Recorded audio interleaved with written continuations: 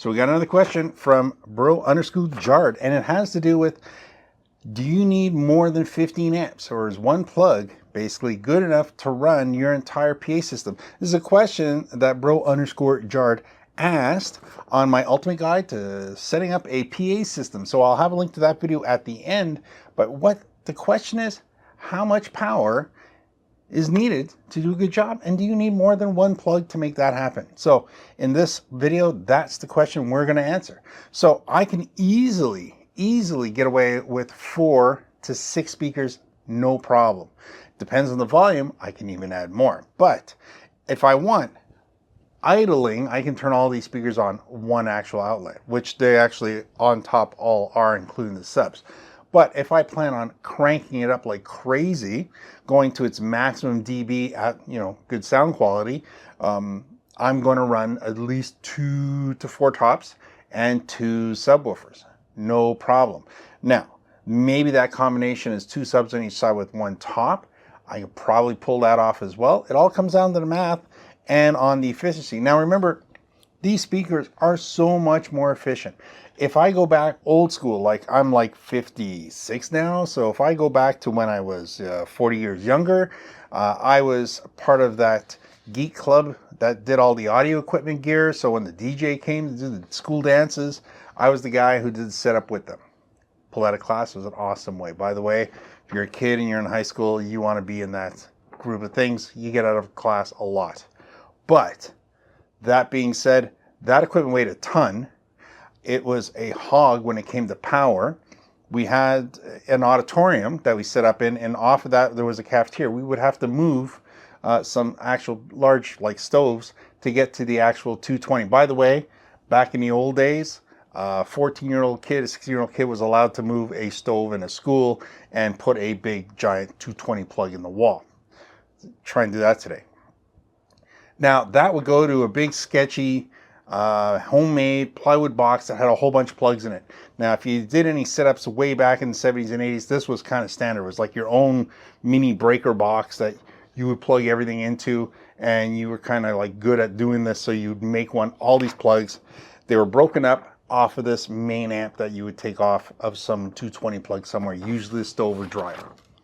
That would be where you try and get it. Big long power cord, get it down to the auditorium, plug it in, you're all set. Now, once you've done that, you can now run all your equipment. But it took tons. It took like 60 amps to run all that equipment. Now, we can do all of that with just one plug. Why? Because today's speakers are D-class. They're digital power controlled systems. They are very smart, very efficient at achieving the dBs that are required of them. So to get to the 120, 110, 130 dBs, we can do that with multiple speakers off of one actual plug. More importantly, now that we've done that, make sure if you're going out on gigs, bring an extra power bar. Power bars fail all the time. You don't need a $50, $100 power bar. You need 2 $15 power bars all the time. If you use 2, you need 4. You need to have spares. And same thing with extension cords. You want to make sure you have 12 gauge. Those are the ones that usually have the black line on them. Now, I don't care if all the cords that are running on the floor very far away along are orange or yellow, but as long as they have the black line, they're 12 gauge, especially when you go to unionized job sites that'll have an electrician that'll check it. So if you're doing a trade show setup for a wedding show or something like that, these are places where somebody else may check up on your work, because that's just the way they do safety. It's part of the job. They're going to usually want to look for 12 gauge. They usually only accept that, and that's usually designated either by the writing on the actual embossment of the power cord if it's black. If the cord is orange or yellow, it's indicated by the black stripe on it. So when you ever see an extension cord with a black stripe on it, that tells you it's 12 gauge, and that's what they're looking for. So a lot of places are like, that's what you got to have. You would do that anyways, because you'll notice that if you use a cheap extension cord, it gets hot. If you use a high quality extension cord, it doesn't get hot. So cheap power bars, yes. Cheap extension cords, no. You want to have anything that's 50 feet or longer to be 12 gauge, and those are the ones that make it from the plug to your power bar. Normally, you don't run an extension cord onto an extension cord, by the way. Those are just things that happen.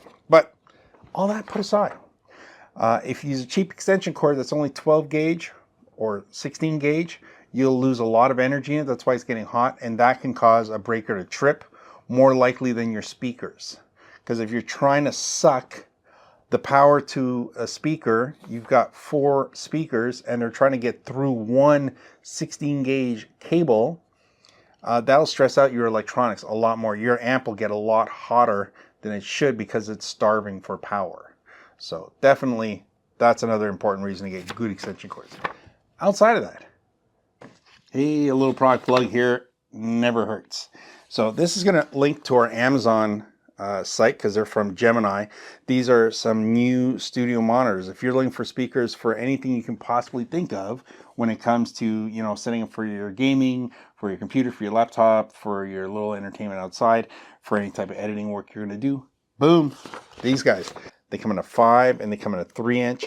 Most important part, price. Make it rain very little. This is a drizzle when it comes to price. The important part is this has Bluetooth and it's going to sound as good as, yes, the Mackie's CR and CRX, but with less hiss.